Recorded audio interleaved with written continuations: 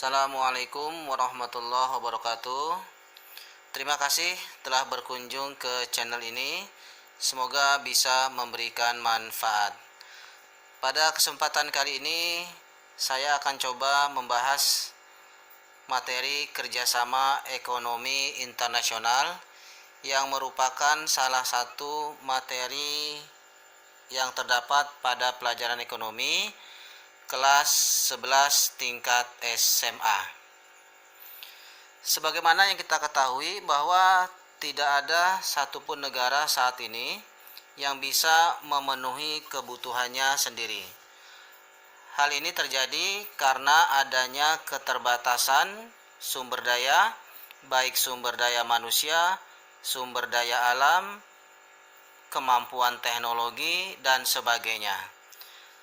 Atas dasar itulah yang menyebabkan negara harus melakukan kerjasama dengan negara lainnya. Adapun manfaat perdagangan internasional antara lain adalah sebagai berikut. 1.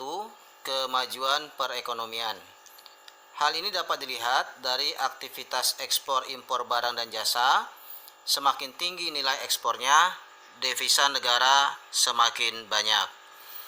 2. Banyaknya barang yang diekspor ke luar negeri menuntut tenaga kerja untuk meningkatkan kecerdasan, keterampilan, dan kreativitasnya. Dengan demikian, kualitas tenaga kerja Indonesia semakin meningkat. 3. Tingginya permintaan barang dan jasa untuk dalam dan luar negeri dapat menekan harga pokok per unit produksi.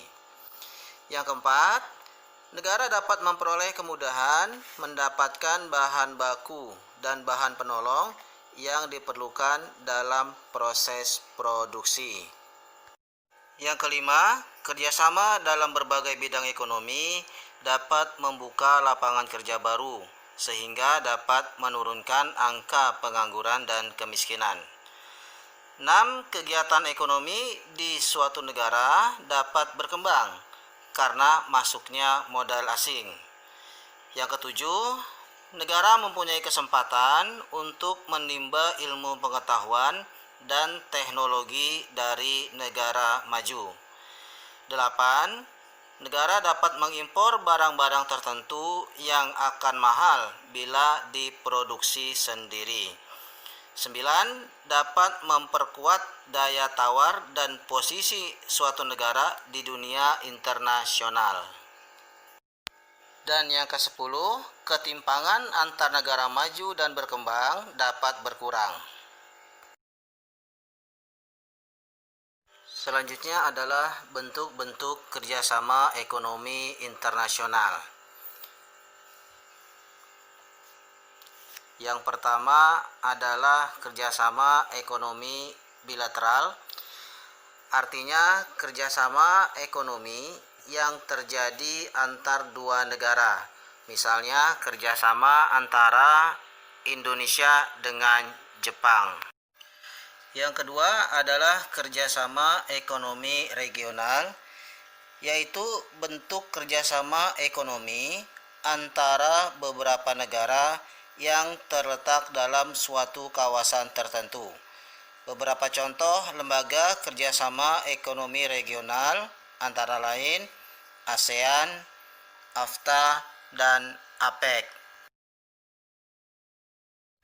Yang ketiga adalah kerjasama ekonomi multilateral, yaitu bentuk kerjasama antar dua negara atau lebih dan tidak dibatasi oleh wilayah tertentu, tetapi lebih bersifat internasional, seperti ILO dan IMF. Terima kasih, semoga bermanfaat.